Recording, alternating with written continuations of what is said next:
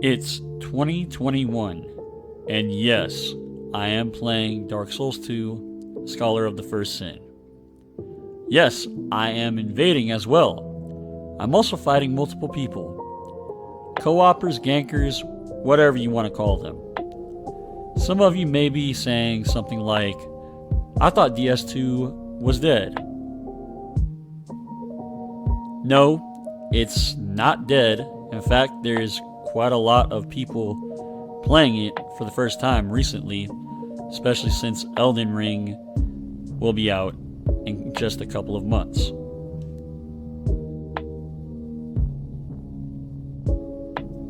Now, before I see all the stupid memes or dumb parrot quotes down in the comments section saying, DS2 bad game.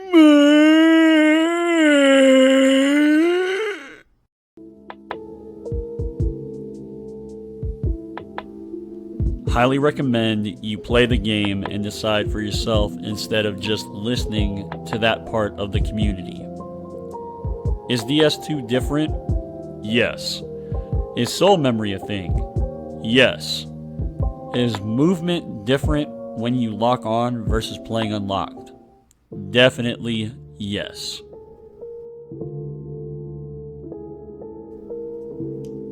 Reason I'm making this video is because currently there's a lot of misinformation and outdated information amongst the community in terms of DS2. Even certain information that most don't know about.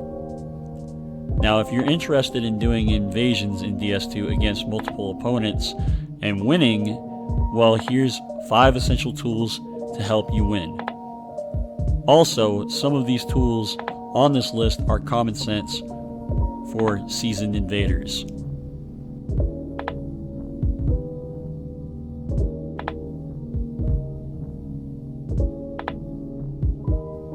Number 5.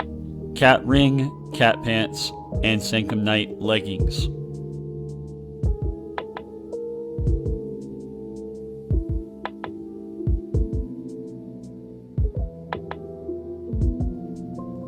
Always have Cat Ring, Cat Pants, or Sanctum Knight Leggings in your inventory. All of these items help prevent fall damage, which is very useful since in DS2 you cannot drink Estus to heal yourself as an invader, nor can you use any consumables such as life gems or any other type of consumables similar to that, like divine blessings, any of that.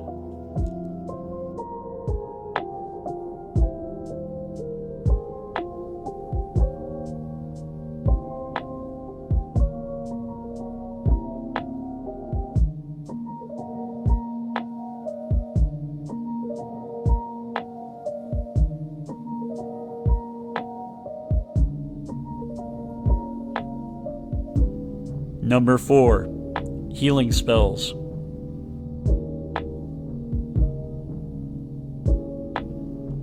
This plays off of what I said about not being able to drink Estus to heal yourself as an invader.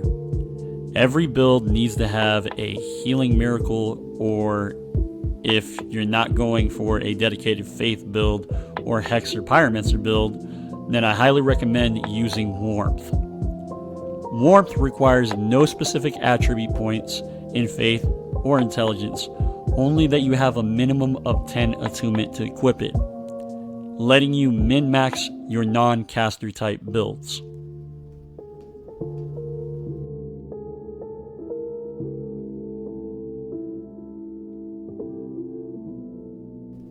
Number 3. Poison Moss Clumps.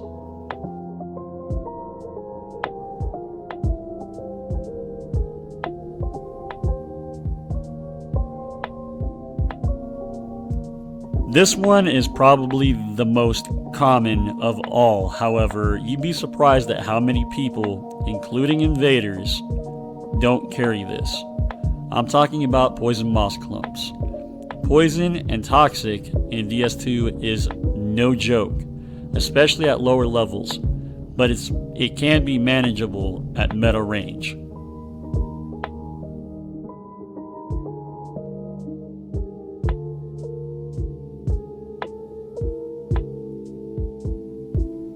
Number 2, Crown of the Old Iron King.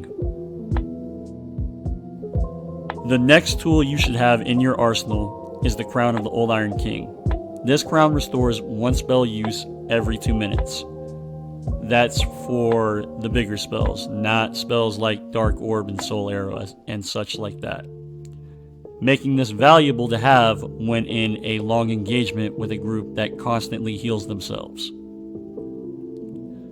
Letting you get your heals back however long you're out of the fight.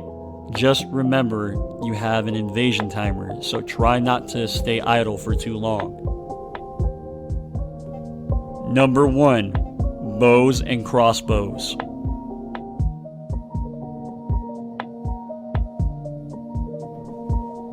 This is the most crucial thing to have in DS2 when invading. Some may also call it cheesy or whatever. Now, if you've played the other Soulsborne games and invaded only for the host to turn tail and run from you, then go resummon, you know it's crucial to have a chase down weapon.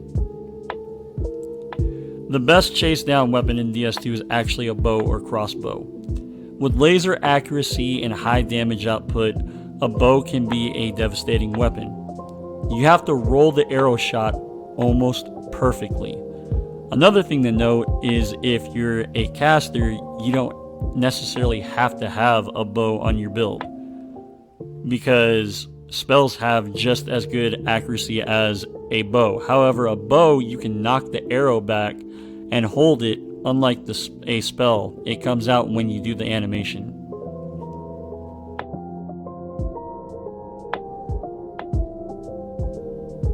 Here are also some bonus tips for you guys as well. Keep repair powder in your inventory. Durability is a real thing in DS2, and depending on your armor and weapon of choice, along with how frequently you get hit by the people you fight, you could possibly get to the point where your stuff is almost broken, especially the 3rd dragon ring. Next, keep silver talismans in your inventory. They're DS2's version of a white tree branch. When you're camouflaged as an object, you can run while still in the form, unlike in DS3 or DS1. It also makes it so your opponent can't auto-lock onto you. Also, if you're concerned about your soul memory, which you should be, just have a friend dupe you a stack of repair powder and silver talismans. Don't buy them. If you're on PC, you won't have to worry about that. This bonus tip only applies to dex builds. If you have a dedicated dex build, I suggest you put some poison or bleed weapons in your inventory. Poison bonus scales with dex plus adaptability, and bleed bonus scales with dex plus faith. Both status elements scale more with dex than their secondary attributes. The last bonus tip was actually told to me by a supporter and viewer who's done artwork for me in the past. Shout out to Woosley. Ever invade in Shulva, the first DLC, only for the host or the host and his buddies to be camping that second bonfire where you can only access it by raising the pillars as a host? Normally, you wouldn't be able to punish them for this. However, there's one weapon that can harass them if they're hiding up there. The Wrathful Axe, two-handed L2, raises the weapon high enough to hit them with the blast radius. You do need to meet the requirements, however, to utilize this.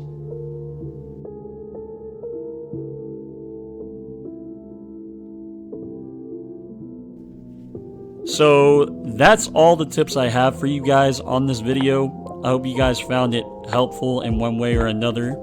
Now go out there and be the bad red man you were meant to be.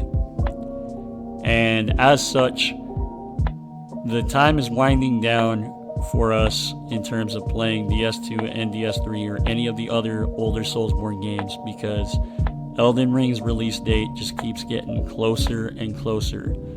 In which case, I hope to see you guys all in the new world, in the lands between.